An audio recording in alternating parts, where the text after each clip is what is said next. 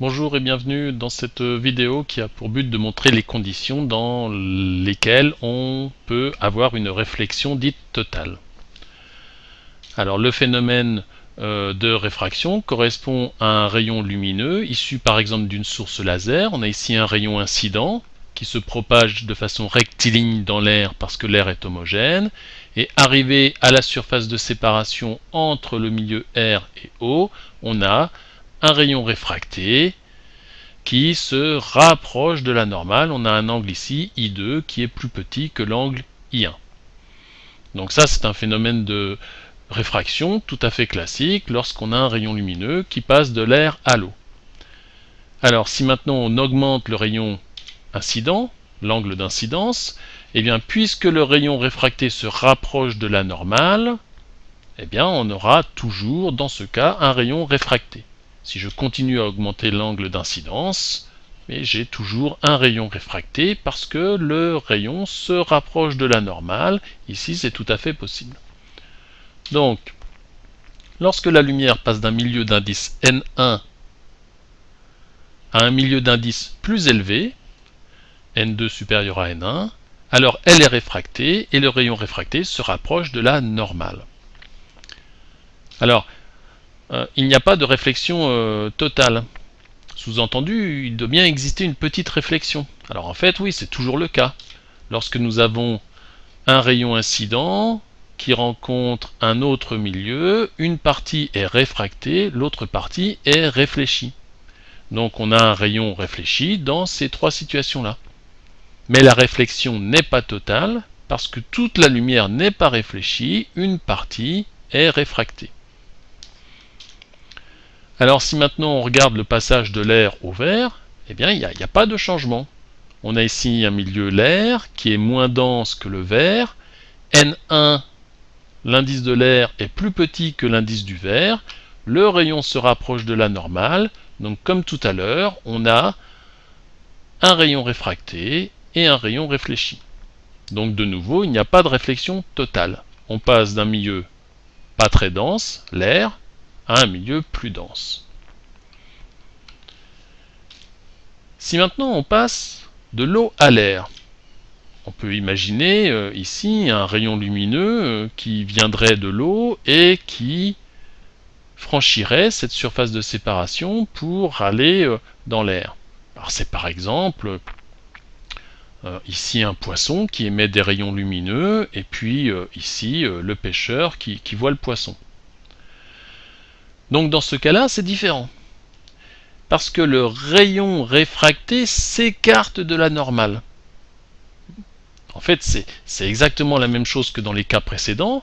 Imaginons que la lumière fasse le chemin inverse. On voit bien, si la lumière fait le chemin inverse, on voit bien que le rayon s'écarte de la normale. Donc on a, lorsqu'on passe d'un milieu plus dense à un milieu moins dense, un rayon qui s'écarte de la normale. On voit bien que I2 est plus grand que I1. Donc si je continue à augmenter l'angle d'incidence, il va arriver une situation dans laquelle l'angle de réfraction sera égal à 90 degrés. On a alors une réfraction limite. On ne va pas pouvoir aller au-delà. Si on augmente encore l'angle d'incidence, il n'est plus possible d'avoir un rayon réfracté et la réflexion est totale. Alors, quelles sont les conditions pour avoir la réflexion totale? Ça ne peut se produire que si, d'abord, on passe d'un milieu plus dense à un milieu moins dense. Exemple, je passe de l'eau à l'air. Ou je pourrais ici avoir du verre et de l'air, du diamant et de l'air. Ou un matériau, comme par exemple du diamant, avec de l'eau.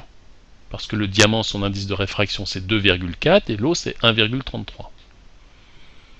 Donc ça, c'est la première condition. Il faut que le deuxième milieu ait un indice de réfraction plus faible que le premier milieu. Deuxième condition, il faut dépasser un certain angle d'incidence. Donc il faut dépasser cet angle limite pour lequel l'angle réfracté vaut 90 degrés. À cette condition, on aura une réflexion totale. Alors, dans le cas général, on écrit la loi de Snell-Descartes, n1 fois sinus i1 égale n2 fois sinus i2. Mais appliqué au cas limite, je remplace. Donc i1 dans le cas limite vaut i limite, et i2 vaut 90 degrés. Sinus de 90 degrés, c'est 1. Donc n2 fois 1, ça fait n2. Donc on a n1 fois sinus i limite égale n2, et le sinus de l'angle limite d'incidence égale n2 divisé par n1. Dans ce cas, on a une réflexion totale. Alors, exemple, si on prend le cas OR, l'indice de réfraction de l'eau c'est 1,33, l'air c'est 1. Donc on a un sinus de l'angle limite qui vaut 0,75, et quand on prend l'arc sinus, ou sinus moins 1 avec la calculatrice, on obtient 48,7 degrés. Cela signifie que si on dépasse le 48,7 degrés, dans ce cas-là par exemple, on a une réflexion totale, mais si on est en dessous de 48,7 degrés, comme ici, eh bien on aura une partie du rayonnement qui sera réfractée, tandis que l'autre sera réfléchi. Alors tout ça a des applications, et en particulier une grande application moderne, qui est pour la communication par fibre optique. Donc c'est l'utilisation des fibres optiques, très utilisée aussi en médecine. Ici on a une fibroscopie réalisée à l'hôpital, avec un instrument qu'on appelle le fibroscope, et ici vous avez en fait un ensemble de fibres optiques qui permet d'avoir l'information sur l'état du patient en allant regarder par exemple ses intestins ou son estomac. Alors comment ça fonctionne? Eh bien, on a un rayon lumineux qui rentre par un appareil émetteur, puis ensuite qui rentre dans la fibre optique, dans ce qu'on appelle le cœur de la fibre optique. Et ici, on s'arrange en fait à avoir un milieu d'indice un petit peu plus faible que celui du cœur.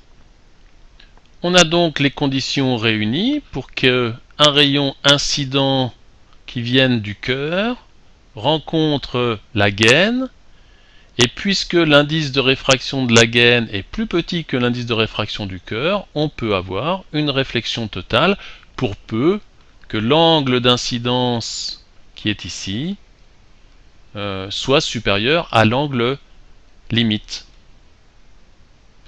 On peut ainsi véhiculer des informations sur de très grandes distances avec une très bonne qualité. En particulier, ce sont les fibres optiques qui permettent les télécommunications les plus rapides, parce que la vitesse de la lumière est de 300 000 km par seconde. Alors en fait non, pas dans le verre. Hein. Dans le verre, il faut diviser par l'indice de réfraction. Donc c'est à peu près 200 000 km par seconde. Bon, en tout cas, la vitesse est extrêmement rapide et on peut envoyer un grand nombre d'informations simultanément dans les fibres optiques. Alors on a ici la structure d'une fibre optique, donc le cœur, vous voyez, 10 micromètres. Il faut imaginer la taille donc, de cette fibre optique. Donc il y a des process de fabrication extrêmement fins, puisque 10 micromètres, c'est à peu près 10 fois plus petit qu'un cheveu.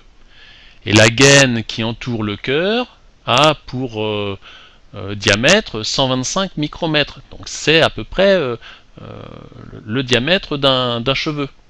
Et ensuite vous avez une gaine protectrice, souvent en matière synthétique, enfin en matière plastique, qui permet au rayonnement de voyager sur de très longues distances sans atténuation, ou du moins avec une atténuation relativement faible. Je vous remercie.